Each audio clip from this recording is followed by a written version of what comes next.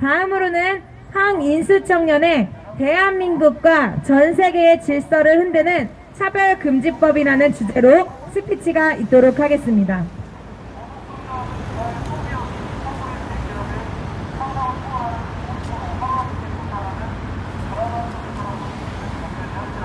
안녕하십니까.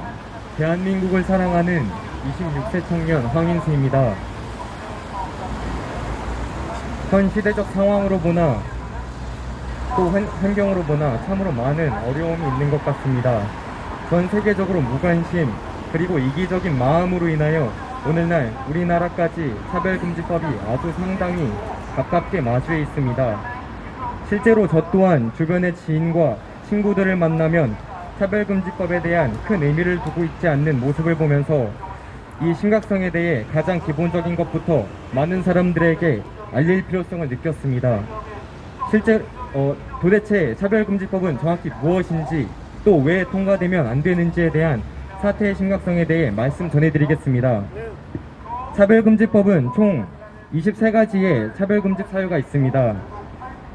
성별, 장애, 나이, 언어, 출신 국가, 출신 민족, 인종, 국적, 피부색, 출신 지역, 용모 등 신체 조건, 혼인 여부, 임신 또는 출산, 가족 및 가구의 형태 상황, 성별 정체성, 성적 지향, 종교, 사상 또는 정치적 의견, 형이 효력이 실효된 전과, 고용 형태, 학력, 병력 또는 건강 상태, 마지막으로 사회적 신분입니다. 이 모든 내용들이 합리적인 이유 없이는 차별을 해선 안 된다라는 이야기입니다. 겉으로 보기에는 참으로 건강하고 유익해 보인다라고 생각할 수 있습니다. 그러나 이것은 우리의 절대적인 자유의지와 전 세계의 질서를 망가뜨리는 일입니다. 앞서 말씀드린 23가지 중 가장 핵심적인 4가지에 대해서 공유하도록 하겠습니다. 첫 번째, 성별 정체성과 성적 지향입니다. 또 그리고 두 번째, 사상 또는 정치적 의견. 세 번째, 장애, 나이, 성별, 종교, 학력. 마지막 4번째, 형의 효력이 실효된 전과입니다. 가장 첫 번째, 성별 정체성과 성적 지향입니다. 실제로 이미 많은 해외에선 차별금지법이 통과되면서 동성애, 성전환이 널리 퍼지며 자신의 성별을 부인하는 목소리가 높아졌으며 이로 인해 악용하는 사례가 참 많아졌습니다. 이를테면 이렇게 이야기할 수 있습니다. 자신의 성을 임의로 정하고 스스로 여성이라 주장하는 남성은 여탕에 들어가고자 할 것이며 때문에 범죄율도 상당히 올라갈 것입니다. 그리고 그 나라에 살고 있는 아이들은 학교에서 정해진 교육에 따라 성추행, 성폭력에 휘둘려도 이것에 대해 잘못된 것인지도 모를 수 있습니다.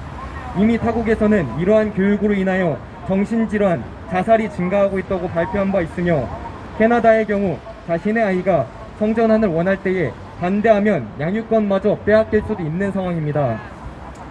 두 번째 말씀드리겠습니다. 사상 또는 정치적 의견입니다. 상대방과 다른 의견을 가지고 있을 때 반대의 발언을 금하며 자신의 정치적 발언을 반대할 경우 이 법으로 입을 막을 것입니다.